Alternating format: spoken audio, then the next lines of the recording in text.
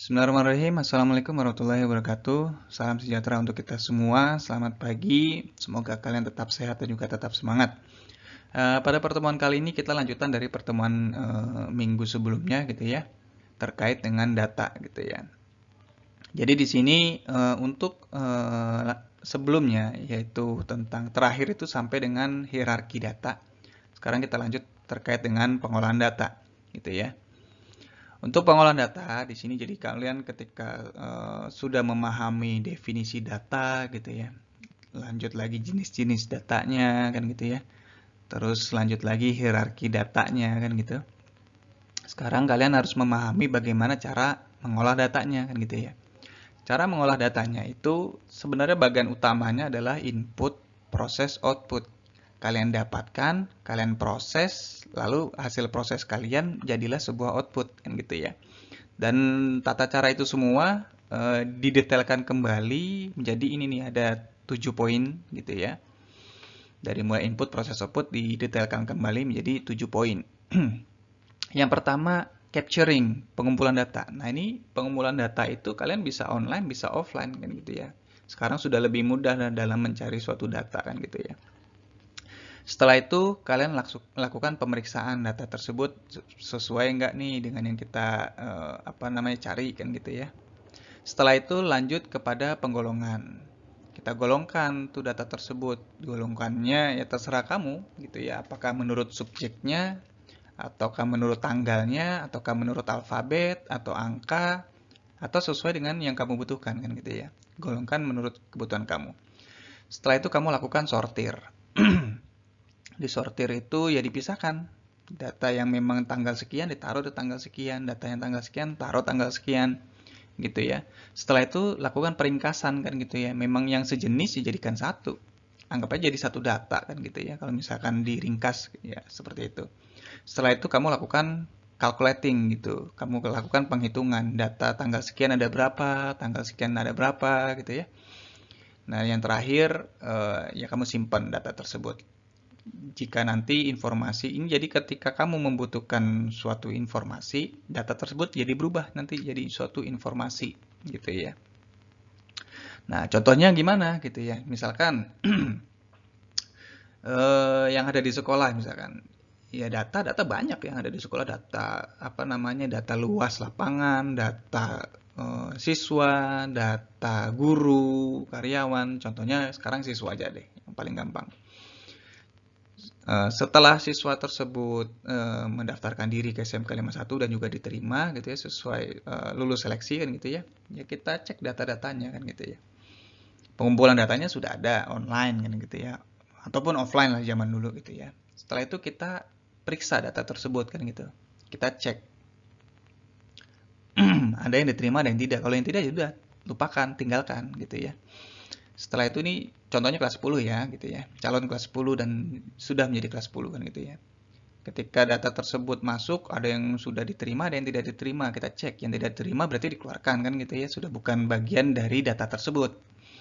Setelah itu diklasifikasikan, kita golongkan mana yang 10 AP1, 10 AP2. Kita misalkan menggolongkannya di kelas kan gitu ya. Kelas AP1, AP2 dan seterusnya. Setelah itu kita sortir, mana yang siswa yang kelas AP1 ya taruh di AP1, mana yang AP2 taruh di AP2 dan seterusnya. Setelah itu kita ringkas tuh. Nah, kalau ringkas memang tidak wajib gitu ya. Kalau memang datanya data real, data yang sebenarnya, data yang memang kita lihat, kita hadapi, ya kita ya sesuai dengan yang seharusnya gitu ya. Tidak perlu kita ringkas kembali. Kecuali kalau misalkan kita ringkas misalkan datanya data tinggi badan gitu ya. Bagi siswa yang tinggi badannya sama ya dianggapnya jadi satu kan gitu ya. Yang tinggi badannya berbeda kita kelompokkan lagi. Misalkan kelompok yang 175 ya 175, 176 dan seterusnya. Itu ya kita ringkas. Tapi kalau memang data real ya tidak usah kan gitu ya, tidak perlu. Lanjut lagi kita lakukan penghitungan, calculating. Jadi data di kelas AP1 ada berapa orang sih kan gitu ya? 36, 34, 35 dan seterusnya. Setelah itu kita simpan data tersebut. Sewaktu-waktu nanti akan dibutuhkan. Nah, itu udah menjadi suatu data tuh. Seperti itu. Kita lanjut lagi. Oke, di sini seharusnya kita masuk ke dalam pengertian informasi. Jadi sebelumnya itu kan sempat kita bahas tentang informasi, tetapi untuk pendetailannya masuk ke dalam sesi ini. Informasi yaitu hasil pengolahan data yang sudah dapat diterima oleh akal pikiran penerima informasi yang selanjutnya dapat digunakan untuk pengambilan keputusan. Yang tadi itu, seperti tadi, data itu kan banyak tuh.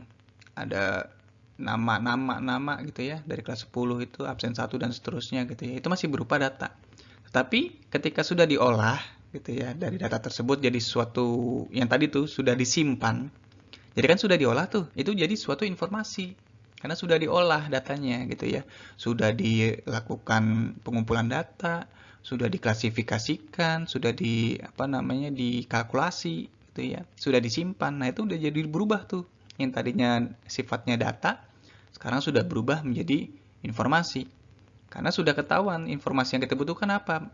Informasi kelas 10 AP1, informasi kelas 10 AP2. Nah itu udah bentuknya informasi itu karena sudah dilakukan, diproses gitu ya, data-data tersebut sudah dikelola, diproses, berubahlah statusnya jadi informasi. Nah, ketika sudah menjadi informasi, berarti sudah dapat diterima oleh akal pikiran penerima informasi. Misalkan, saya mau mengikutkan lomba kelas 10 OTKP 1 gitu ya, 10 ATKP misalkan, jurusannya OTKP. Karena datanya sudah berubah menjadi informasi, ya udah. Jadi siswa-siswa kelas 10 AP1 AP2 jadilah informasi, itu jadi bahannya tuh karena sudah ada yang dibutuhkan untuk kita ikutkan lomba misalkan seperti itu. Sekarang kita lanjut lagi. Nah, di sini ada ciri-cirinya. Jadi informasi pun juga ada ciri-cirinya. Yang pertama, akurat, wajib tuh. Jadi informasi tersebut mencerminkan keadaan sebenarnya. Kalau memang siswanya ada 36, 36, 34 ya 34. Dan memang data-datanya sesuai gitu ya. NIS-nya ada, absennya ada, lengkap.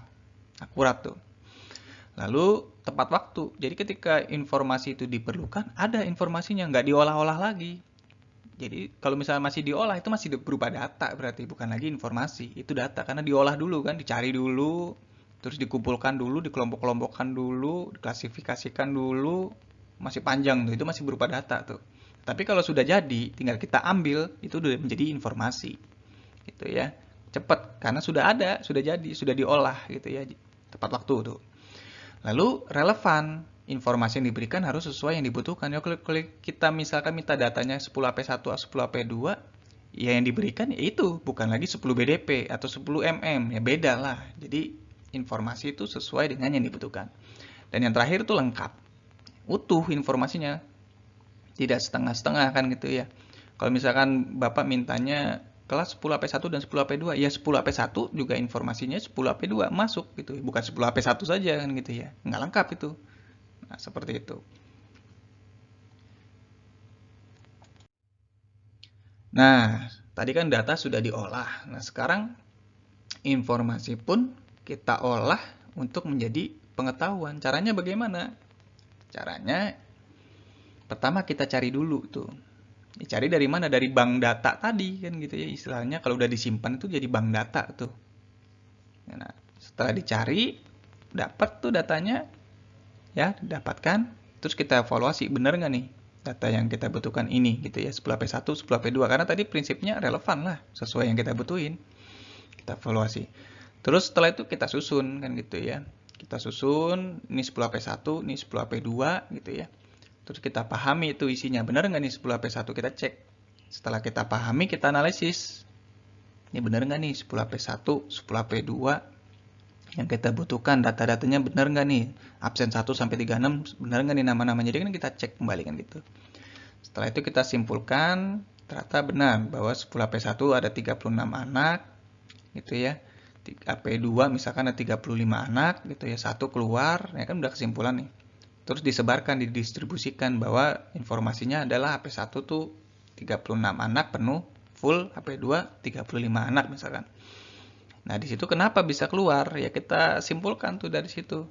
Dari simpulkan terus disebarkan setelah hasil kesimpulannya apa? Misalkan keluar itu karena apa? Karena apa? Terus ya disebarkan, didistribusikan kepada pihak-pihak terkait, pada guru-gurunya misalkan. kepada wali kelasnya gitu, diinformasikan seperti itu. Yaitu semua bertindaknya berbasis informasi. Terus digabungkan, digabungkan dikembalikan lagi kepada yang tadi itu hasil output datanya digabungkan lagi. Tadinya kan 36 datanya. Sekarang ada pembaharuan, kita cek, oh ternyata sekarang ada 35 di AP2. Kita pindahkan, kita update gitu ya. Perbaharui itu maksudnya. Ya digabungkan kalau misalkan tidak ada tidak ada perubahan gitu ya. Dipelihara kita cek kembali, kita hanya cross check pelihara ya. Perbaharui bila ada yang memang perlu diperbaharui kan gitu. Nah, itu basisnya untuk mengolah informasi menjadi pengetahuan. Nah, lanjut lagi di sini pengguna informasinya itu terbagi menjadi berapa? Terbagi menjadi dua kan gitu ya. Ada pengguna internal, ada pengguna eksternal kan gitu ya. Untuk pengguna internal contohnya nih gitu ya. Staf perusahaan, manajemen perusahaan dan lain-lain di dalam suatu organisasi. Ya pokoknya ketika kamu berada di dalam suatu organisasi dan kamu di situ bekerja di situ atau kamu menjadi manajemen di situ ya kamu sebagai pengguna internal. Nah sekarang pengguna eksternal bisa pelanggan, pemasok, pemerintah dan lain-lain di luar organisasi. Ya pokoknya yang di dalam atau yang di luar kan gitu ya. Kalau misalkan kamu posisinya dari sekolah gitu ya. Pihak pengguna internalnya adalah ya guru, kamu siswa gitu ya. Orang tua siswa itu tergolongnya masih pengguna internal. Nanti pengguna eksternal siapa ya? Pemerintah gitu ya. Masyarakat kan gitu. Nah, itu udah di luar organisasi kan gitu ya. Seperti itu. Nah, sekarang yang terakhir perbedaan data dan informasi. Jadi kalau misalkan ngomongnya data ya tidak mempunyai makna apapun sebelum diolah ya. Data bisa berbentuk fakta, rincian, dan juga segala bentuk pengamatan. Terus bagi orang awam tuh data tidak bisa dimengerti. Kalau misalkan contohnya kalau misalkan peneliti gitu ya, ada data dia di sana, misalkan di BMKG gitu ya. Datanya itu curah hujan 55 cm. Milimeter, 55 mm. Apa ini 55 mm? Kecil amat gitu ya. Kalau kita kan orang awam tahunya 5 mm itu kecil banget. Maksudnya apa sih gitu ya. Tapi buat mereka itu sangat penting gitu ya. Nah, itu contohnya gitu ya. Data, jadi orang awam ya tidak mengerti kan gitu ya. Kita juga nggak ngerti 55 mm maksudnya apa, kecil amat tuh 55 mm hujannya. Person deres banget kan gitu. Apa bedanya kan gitu. Kita kan nggak tahu kan gitu. Nah, sekarang beda lagi dengan informasi. Informasi telah mempunyai sebuah makna tertentu. Informasi adalah data yang telah diproses dengan menggunakan beragam teknik tertentu. Bagi orang awam, pada saat membaca suatu informasi, maka mereka sudah bisa memahami arti dari informasi tersebut. Nah, contohnya tadi itu yang perakiraan cuaca. Informasi bentuknya sudah yang kita orang-orang awam pahami lah gitu ya. Contohnya, pagi panas, berawan, cerah berawan. Nah, siang cenderung mendung dan hujan kan gitu. Nah, itu udah informasi tuh. Oh, kita udah tahu, oh siang itu kemungkinan akan hujan kan gitu ya. Sore juga kemungkinan akan hujan. Pagi cerah berawan kan gitu ya. Berarti nggak hujan gitu ya. Nah, itu udah jadi informasi itu. Nah, seperti itu. Nah, mungkin itu aja yang bisa Bapak sampaikan. Selanjutnya kamu mengerjakan post test.